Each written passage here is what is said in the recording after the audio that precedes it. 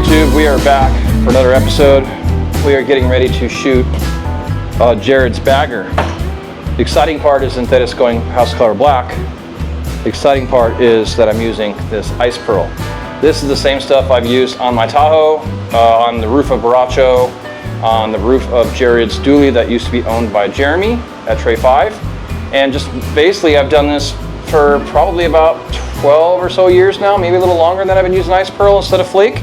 I really kind of fell in love with this stuff when I was doing patterns and all that stuff for like lowrider type art on skate decks and bikes, and then when we did Sunset 65 as well. I just really like the look, how clean ice pearl looks, especially in the shade versus your traditional flake, which kind of looks like fish flake food floating in the water, or whatever you want to call that, what it looks like in the shade. You can just see little black dots everywhere.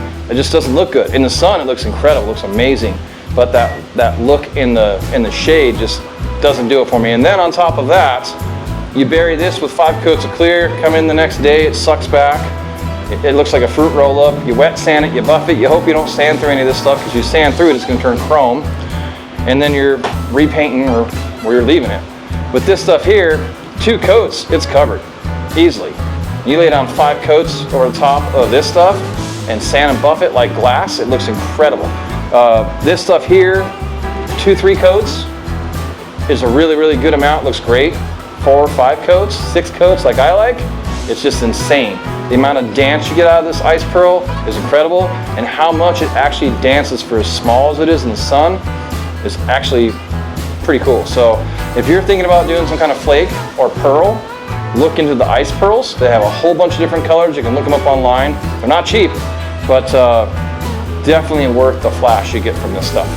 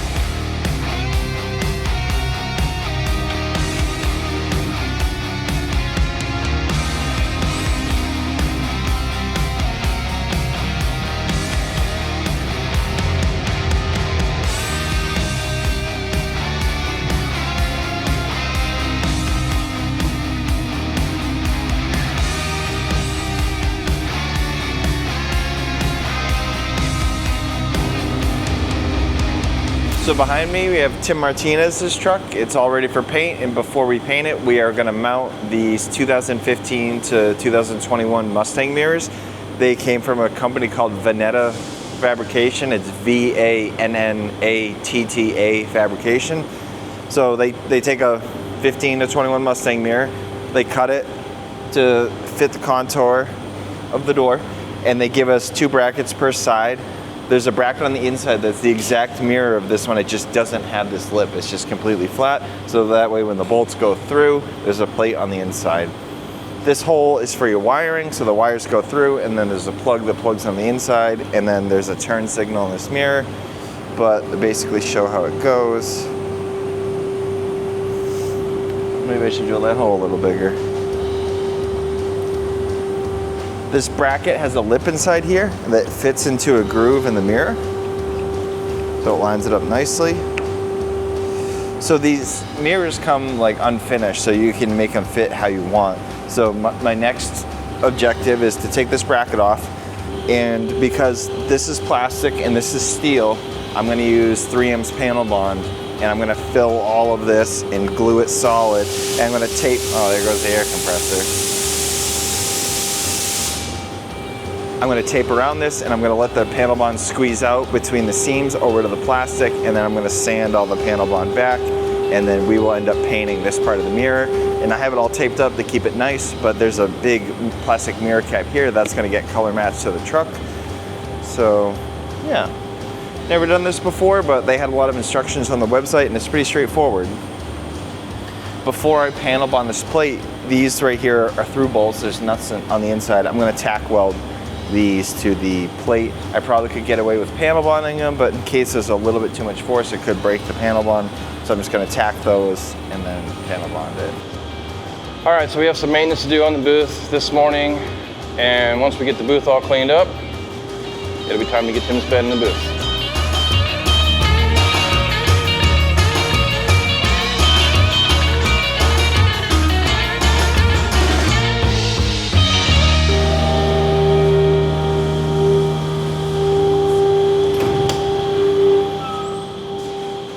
Seal this up.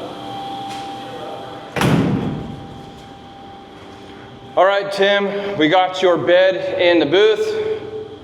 We're gonna get this thing cleaned up now. The booth's all been changed, and Dylan did a great job on that. And speaking of Dylan doing a great job, just wanna take a second to talk about this cart that he made here. So since I'm tall, it's really tough for me to get in and out of these beds. Well, tall, old, and out of shape, whatever you wanna call me.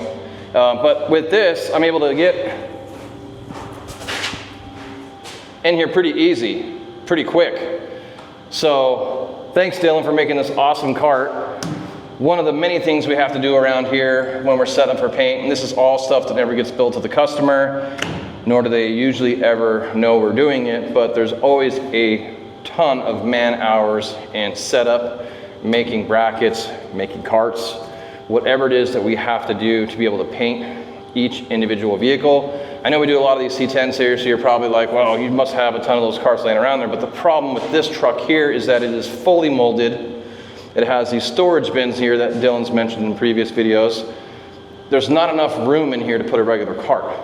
So it has to be really narrow, barely able to clear the actual inside door here that I'm standing in the doorway here.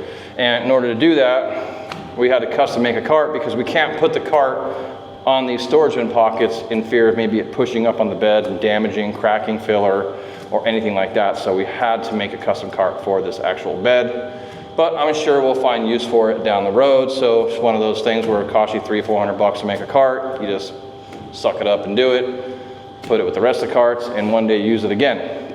So thanks, Dylan. You did a great job on this again. This is gonna make my life so much easier to get this truck painted. I mentioned before about shooting just the inside of the bed because I was worried about everything else, but I don't really have a choice. I think the weather's kind of calmed down a little bit. It's not as hot. It's humid, but it's not as hot. So I'm just gonna go for it. I'm gonna shoot the bed in and out. I'm gonna lay extra clear down to hopefully be able to get it to flow out good enough. I got extra slow reducer on its way here, so that will hopefully help too. Of course, when you start getting into the the extra slows. You got to be careful with your coats. You don't want to run nothing. And with this stuff here, yes, you can sand a run or a dirt nib out, but then you have to recoat. It's not like regular clear where you can sand and buff imperfections out. When you spray this, it's a spray and pray strategy. You lay it down the best you can, hope for the best results possible, because you can't do anything to it after it's painted. So no pressure, right? I should be able to handle this. But yeah, I'm gonna get out of here and go get all my paint together, make sure I have everything I need, my sealer, everything all ready to go while we get this cleaned up. And hopefully before too long, I'll be suited up and in here spraying this bed.